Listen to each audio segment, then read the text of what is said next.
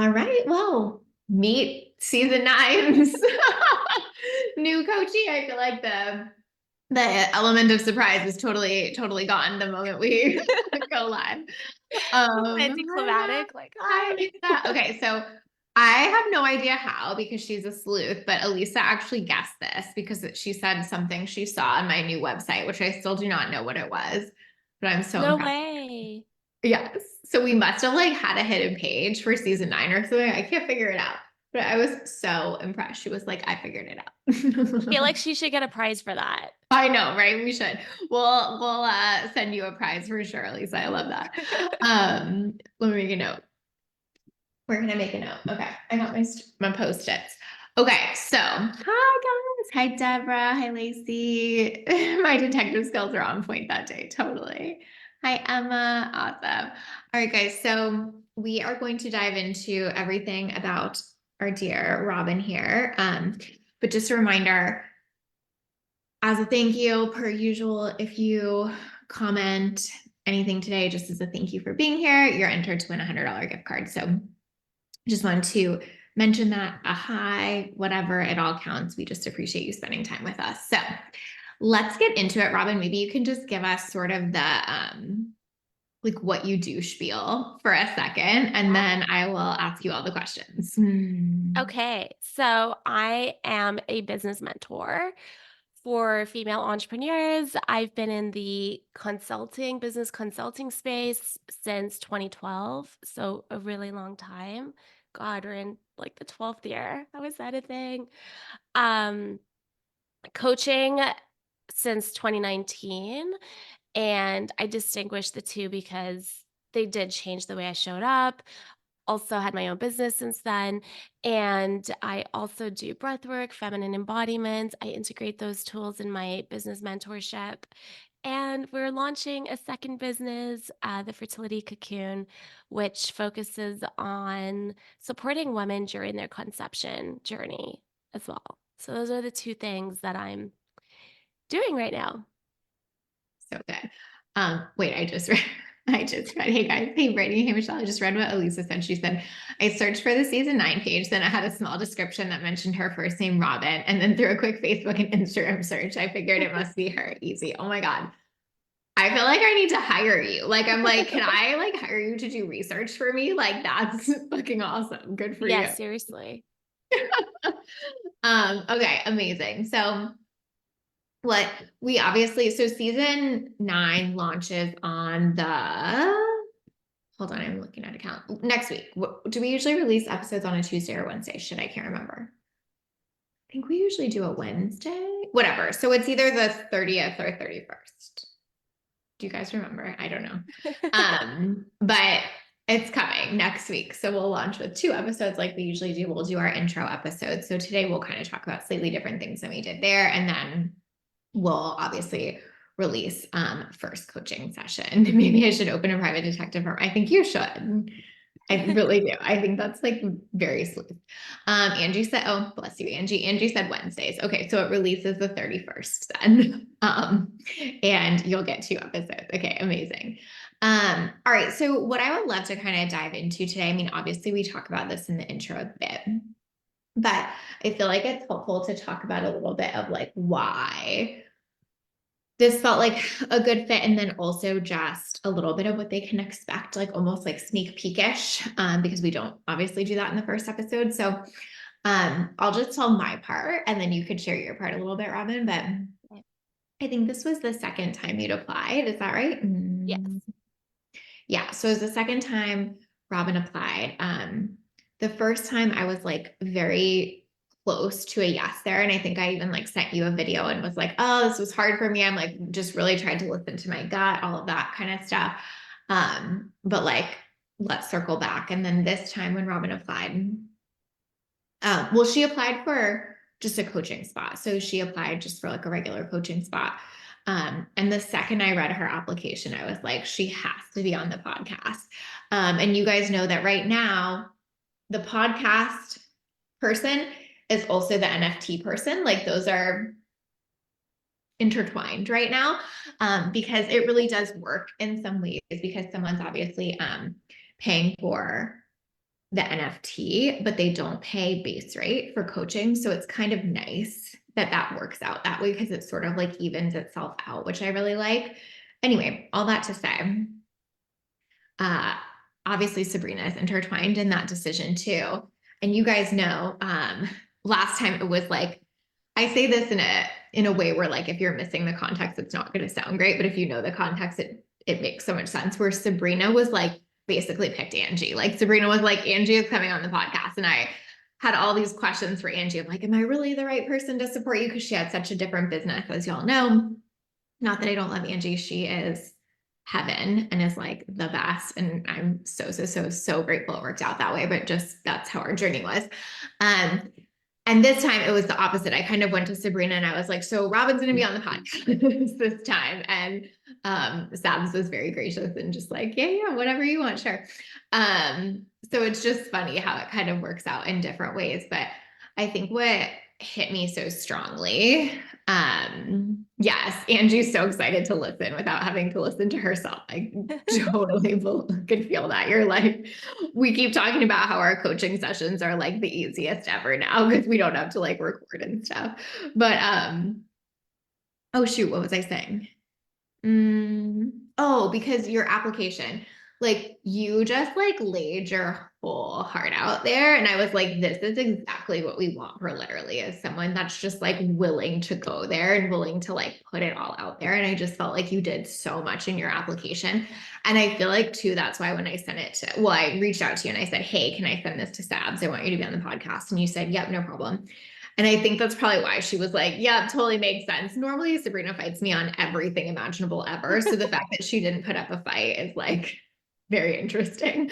But I think that's probably why, because you just like really put your heart out there. And I feel like, yes, I want different stories and different concepts on literally, but what I really, really want is someone who's just like, I'm going to share everything with you. I feel like Angie gave us like such a good piece of that last season, and I just really wanted to continue that. So anyway, that was kind of my perspective, is I was just like, oh, she's like really ready to go there, and like that's what I always want to bring. And so that was just like so exciting for me, and it just felt like immediately yes to me. So would love to have you share your perspective, Robin, but that was kind of where it was for me. Hey, hi, Al. Oh, Allie said same. Yeah. Angie said, love our coaching sessions now. I'm being so productive. I know you really are. Thanks, Cherie. Okay. Go ahead, I'd love I'd love to Rob. know how many coachees listen to themselves on the podcast because that's a question mark for me right now. Oh, yeah. That would be a good question. Like, who's here? Angie's here and Allie's here. Will you tell us if you guys listen to your season? I would definitely love to hear that. We can survey everyone else. I'm the one person I can guess is Sam for sure didn't. There's no way Sam listened to her. She would never. She would be like, fuck it, I don't care. I was probably great. Allie said I did, but I hated every minute of it. Michelle has. I know Michelle has because she's like felt like it was helpful to listen back, but I don't know if she listened when it was airing or not. Yeah, okay, she just said it. She definitely listened, but it was like mini coaching while she was on, or while I was on mat leave. Um, Uh, so she did it like after. Do you know what I yeah. mean? Yeah, not real time. Yeah. Allie said still go back and listen sometimes when I'm stuck and realize I'm still spinning the way I was then. Oh, that's helpful. I love that. Just like a reset of like, nope, stop. Angie said I haven't listened to my season. The sound of me dribbling on is so off-putting. Alyssa said Sabrina probably didn't listen either. I feel like she has similar energy to Sam. Yeah, Sam definitely didn't listen. No, because if she had, I know I would have gotten like, why did you say it like this? Or why did you do this clip in? So she definitely hasn't listened. Um, my episodes aired a lot later on than other folks did. Oh, that's right, Michelle, because Michelle and I started recording early because of my mat leave. So she was more removed from the content when it aired. That makes sense. Yeah. That's helpful. Okay, I think we have a verdict of maybe don't listen till after. Yeah, that's what my intuition's saying. So I'm gonna listen to that advice. Thank you to all of you. I think I've said this, but I never ever have listened to them back because I've never Yeah. listened to them back. I've not listened to a single episode, I don't think ever. Because I always just want to like trust that what I'm saying in the moment is the right thing and not go back and second guess it. Yeah. It's hard to judge from a place of being removed from that present moment as well, right? Because you're so Exactly. present on that. Like I'm so present on that session, I forget that we're recording, other than the Yeah. logistics in the Yeah. beginning. But Totally. I love that. Okay. So tell us your version of it.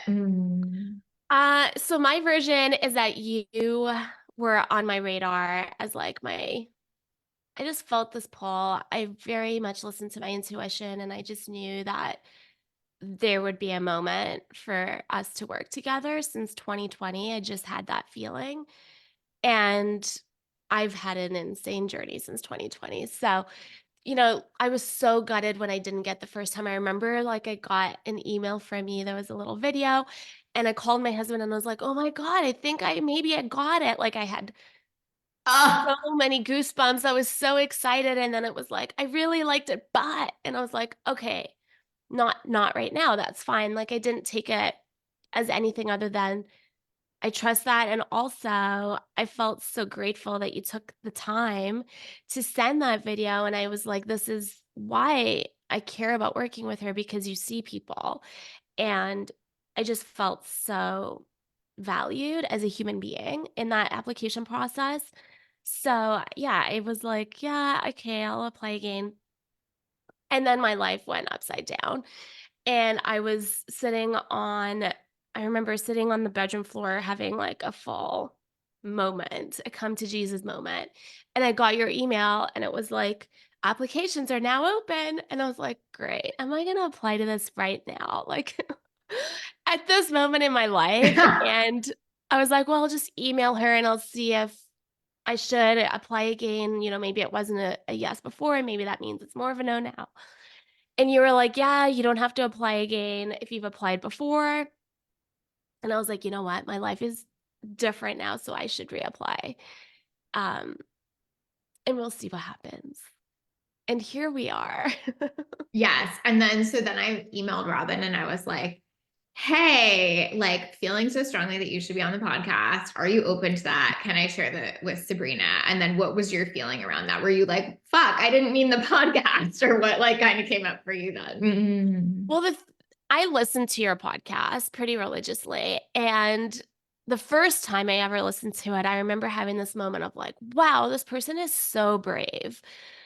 Like, the conversation was so vulnerable, it was so genuine, I took so much value from it, and I remember being like, "You have to be a little bit insane to be willing for thousands of people to listen to you in that moment of being held in your humanity."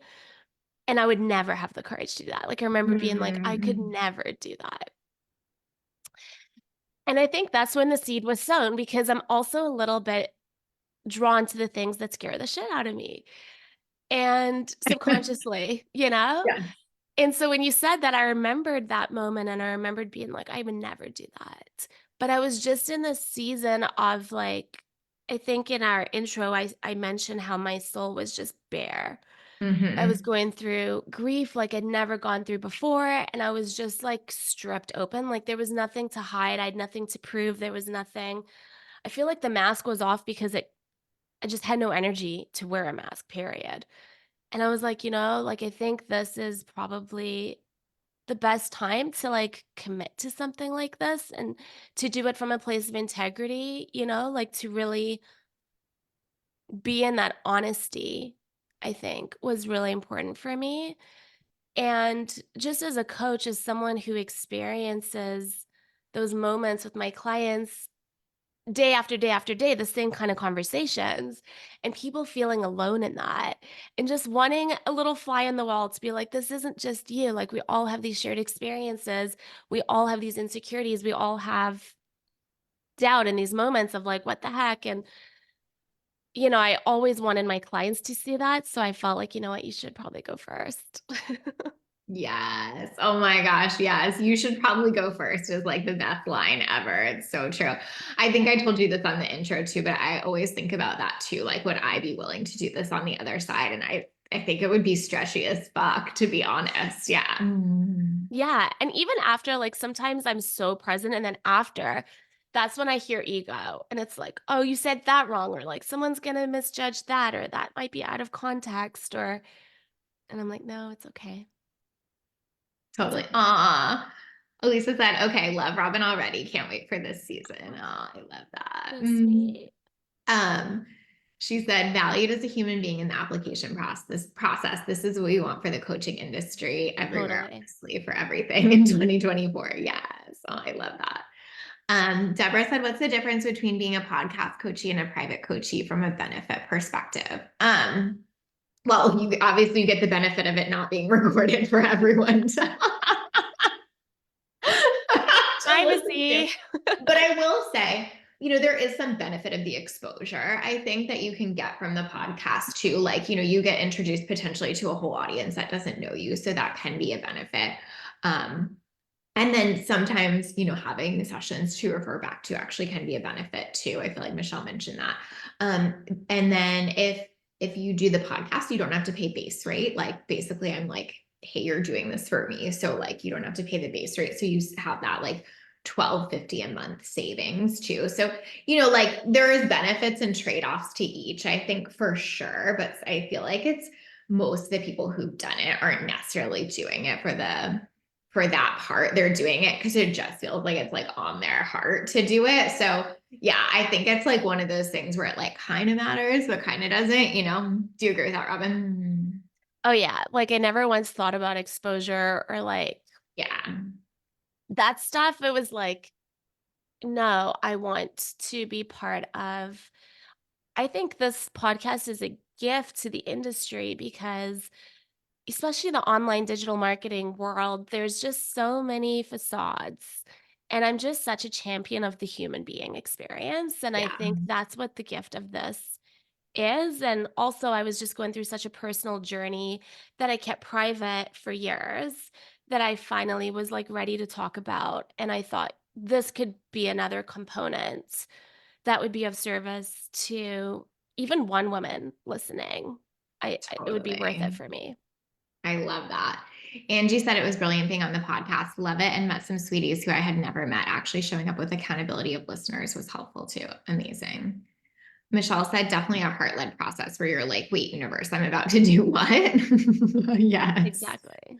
Deidre said I joined late. Did Lacey mention where she bought her gorgeous sweater? Oh, thank you. It actually looks better in person because now it's cuter than just the top, but it's rented. I use Newly, which I am obsessed with, highly recommend. So hot tip. Cool. Especially because we do these videos and stuff all the time. So I just like rent stuff now. It's amazing. So true about the facades. Yes. Love that so much. Amazing. Okay. Um, there was something I wanted to ask you off of that, and now I've lost it. Oh, well, okay. I know. What I would love for you to share is like if you had to give a teaser or summarize like some of the journey so far, what would you say? And if you're like, I need a second to think about that, I can share mine. Um, uh, well, in our last episode, not episode, a session.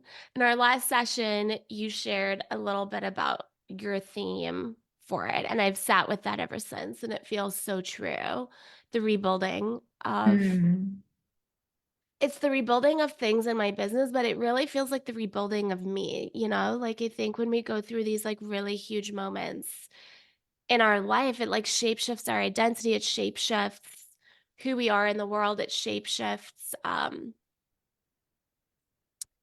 oh, so much, so much, and I just got an email this morning from a previous girl I worked with who's also just an incredible gift. She was the first coach I ever hired, outs sort of, yeah, like, that I think in, like, this part of my life, and she wrote an email about the freeze and how she's, like, looking out her name's Madison, but she's looking out the window and there's ice on the trees, and she just knows that even though that there's a blizzard and there's freezing rain and they're frozen right now, their roots run deep and the mm, spring will emerge and that ice will melt and they will blossom again. And there's just like trust in the seasonality of that experience because we see it every year.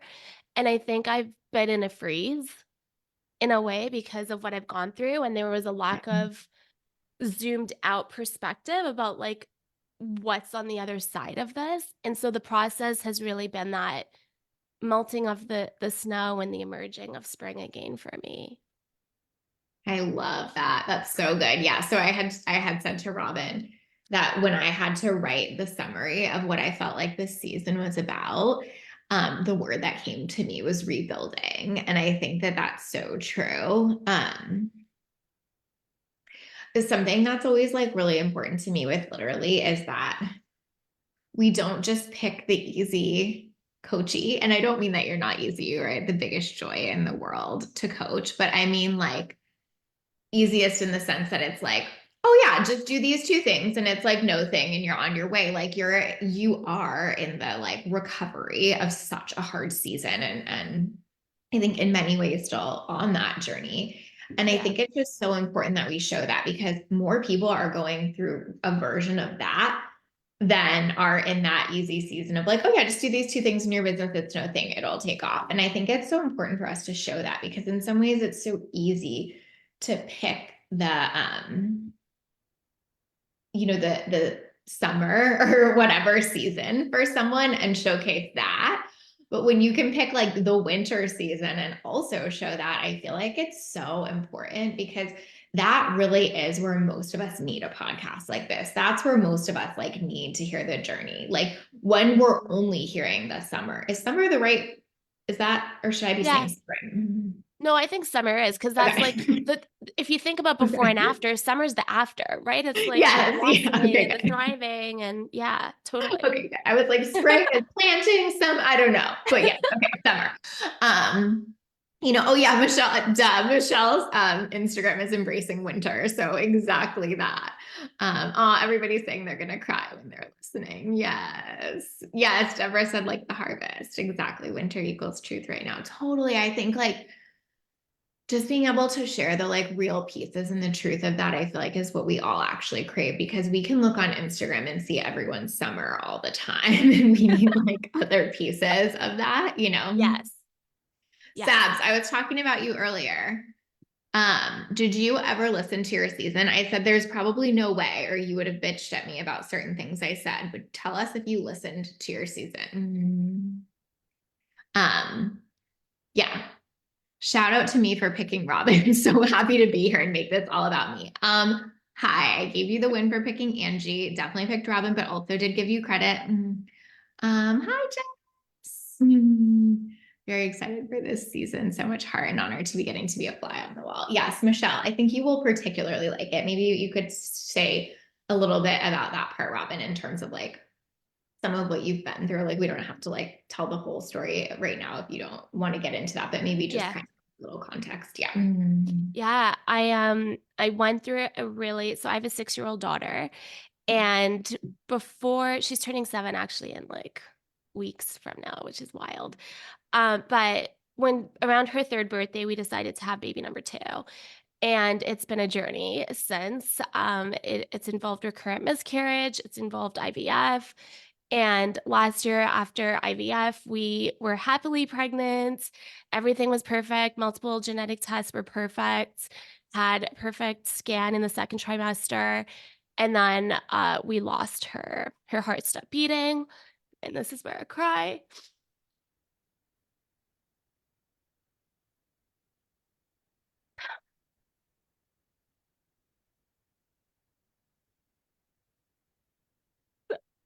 This is such a snapshot of the podcast.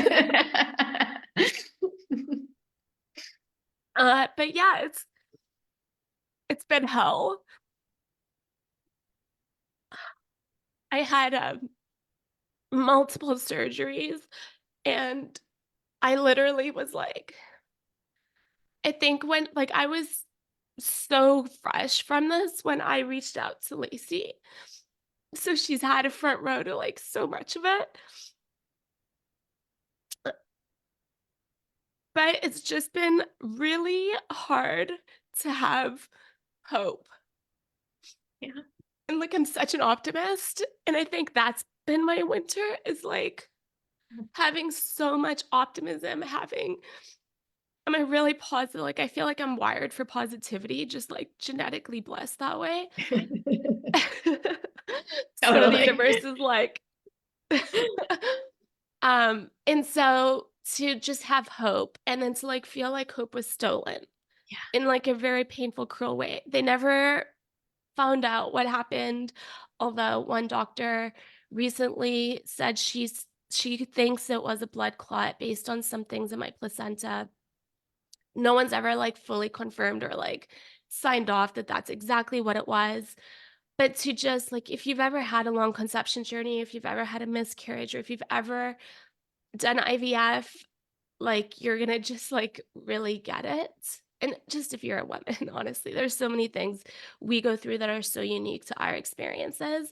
And actually, I've been so inspired by Sabrina because watching her emerge from, like, her divorce and, like, all the things and just, like, her confidence, like, I just want to take her jacket, her confident jacket, and, like, strap it on. But just to see so many women, like, walk really like the phoenix from their ashes, like, rising from their life fucked with me moments, um, has been, like, really profound for me in the last few months, and I'm so grateful to Lacey for holding space for all of this because obviously I've been emotional, obviously I've been hormonal, still going through the IVF process now just for transparency purposes, so I feel like that's a big thing, just the injections and the hormone levels and all of that is very present. So, my business has been this happy place in my life, and I'm also merging it now with the second business, which is the fertility cocoon, and I've really needed support to merge this, like, happy part of my life with, like, this really unhappy part of my life, and, like, figure out how I show up for that from a place of service and leadership, but also from, like, a CEO who's, like, here to make money and be unapologetic about that. So, yeah, did I answer that question properly? Yeah. Yes, everyone is sending you like the most love ever. You should go back and look at the comments after Thank because you. everyone's just like showering you in love. But yes, yeah, I think it's so like I think what's helpful to say here, it's so interesting. This is not the same thing at fucking all, but it's a helpful parallel. Is like when you're in something, you can have like the most brilliant business brain ever, and you just get to attach to it, especially when it's something you're passionate about or have like as a passion project. Like I was literally just talking to someone who I really respect in business about Dateable, Mhm. and he just gave me so much perspective that I did not have for it. And it's because to me, Dateable feels like a passion project. I feel so passionate about being like, women, we can use data. This can be a thing. You need to know this. And so sometimes that skews my ability to think about it in a super business driven way because I have that coming in. And so I just like hear you so much in what you're saying there of like, it's not like you don't know how to do this or you don't know how to launch this. It's like blending all of these pieces of it together and how you're looking at it. It's like, that's what we need that outside perspective around. And it's just like so hard to get there on your own sometimes. Totally. I'm too close to it personally. Like, I always planned to launch it after I had my rainbow baby. And like personally, my chapter was closed so that I thought that would make me a better leader for this space. But I realized actually this makes me a better leader for this space. Like being in the trenches and like being okay and like um I think too, like the point of the cocoon before was to have a baby, and now the point of the cocoon is to thrive no matter what in that Mhm, mhm, process, mhm, you mhm. know, which is obviously we want the baby, but also you as a human and as a woman, as a mother matters.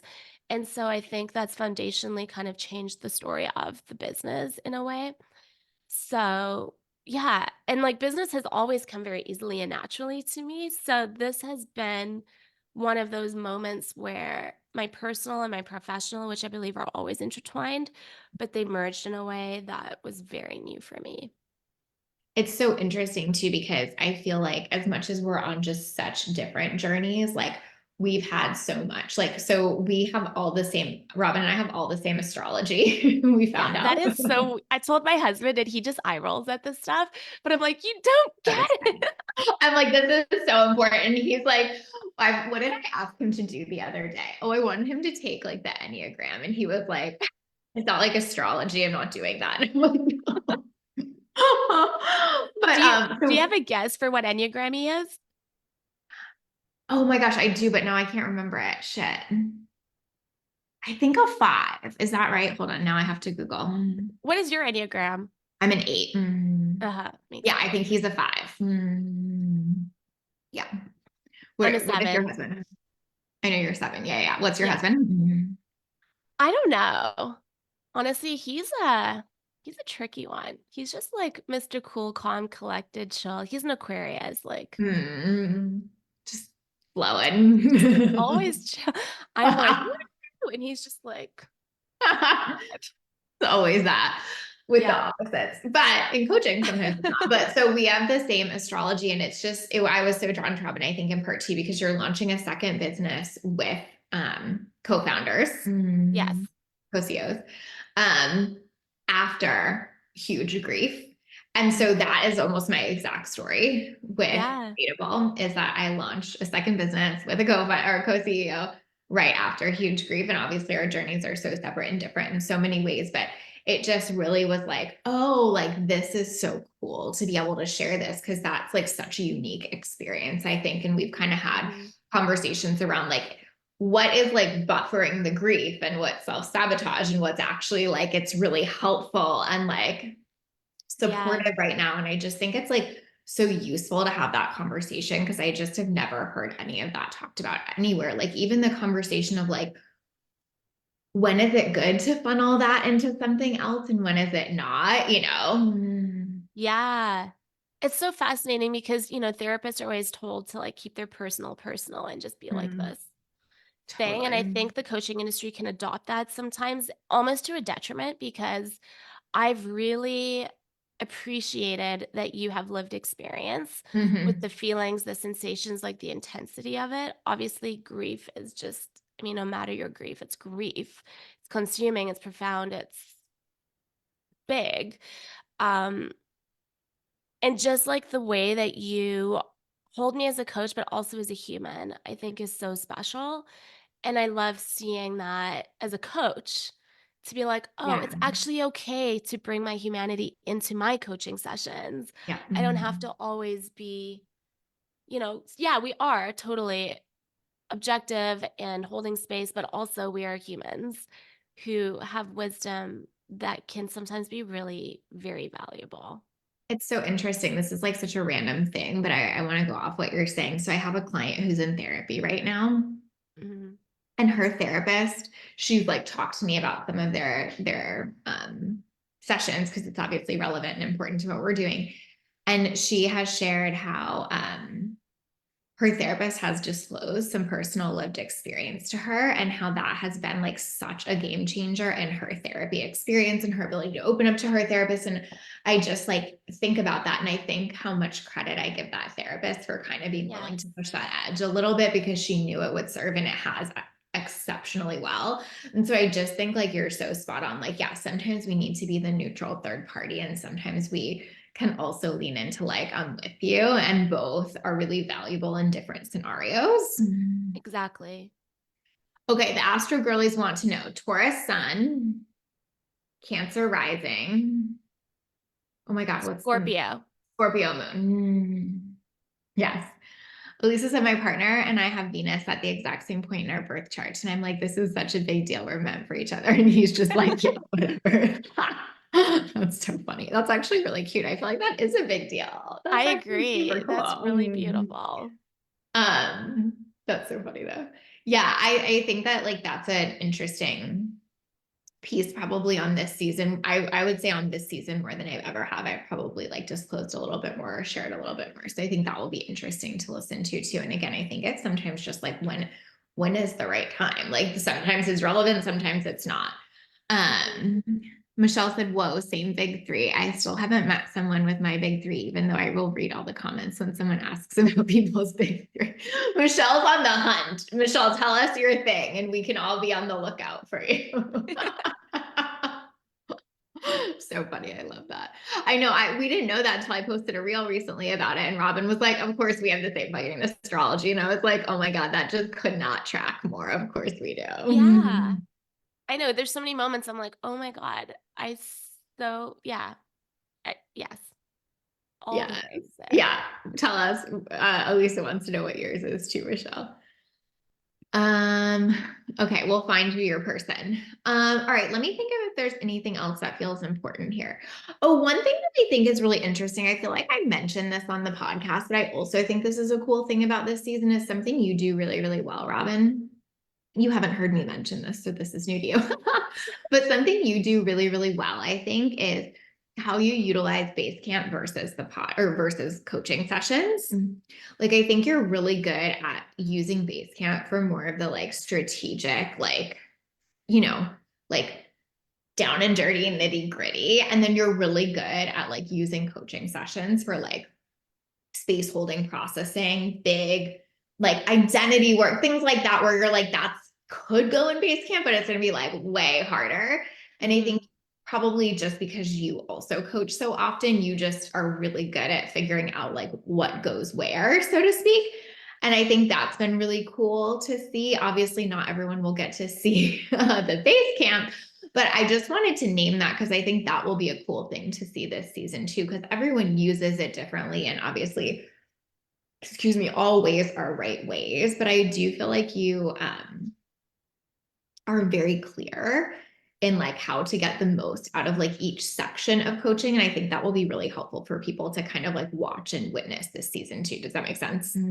Yeah, that's cool. I hadn't thought of it that way, but yeah, to me, I think it's because I distinguish so clearly between like coaching and consulting. Yeah, yeah, yeah, yeah, totally. And it's like the sessions are coaching, so it's like this is exploratory, Mhm. but base camp's like brain dumping, decision making, that kind of stuff. Yep. And I think it's interesting because I think some people could listen and be like, wow, she's so decisive. And I think you actually are really decisive in business, but I also think it's because you're really good at leveraging support in the right ways too. So I feel like that's just going to be like such a good model for people to see of like, oh yeah, what if I can like leverage my support or my coaching in that way too? Because I think it really helps get a lot out of it, where Yeah. sometimes it can feel like sticky, I think sometimes where it's like, oh, I really need this support, but like, where is the right place for it? Do I hold this thing for a call? Do I ask it now? Is it worth going into here? Is it worth waiting for? And I think you just give the example of a great framework around that. That's so interesting. I'm happy for us to like mention like some questions that were asked in base camp too as Yeah, examples so that people can see the distinguish. that's a good idea. I could do Yeah. that in clip-ins too. That's a really good idea. Yeah, yeah, yeah. I feel like that would probably be helpful. I'll like think of how I can incorporate that. Um What else do we want to say? Let me think. Oh, so one other thing I wanted you to just sort of share about a little bit that we can kind of like tease here is just a little bit about kind of like initial intention. So it was like launch fertility cocoon, which I feel like we've talked about, but then also it was kind of change your whole business model. So when we talk about rebuilding, this is also a part we're talking about. So maybe just give us like a quick, summary on that so people can kind of know what to expect there. Yeah. I'm a coach that loves to coach as well. And so I've always gone really deep and really intimate with my clients and have predominantly, although I have had small intimate group offers, I've predominantly thrived in the one on one space by choice. I'm just like obsessed with intimate coaching. And so with this, we were really trying to figure out how can we create this like real genuine hybrid model of that intimacy, that depth, that one-on-one component, but also with the group experience because I think both are just really valuable and sometimes you need one over the other, but oftentimes there's value to having both at the same time. So, it's creating that model, everything else falling away, my whole product suite melting, and doing this real that's not me sweating, because it all Totally. worked really, really, really, really well. Yes. Um, and also really micro niching too into the motherhood experience. And Yeah, yeah. so rebranding to the mothered business, really going hard into the motherhood experience as part of entrepreneurship, supporting mothers or women who want to be mothers in the future, and creating that lifestyle business that works really well with honoring motherhood.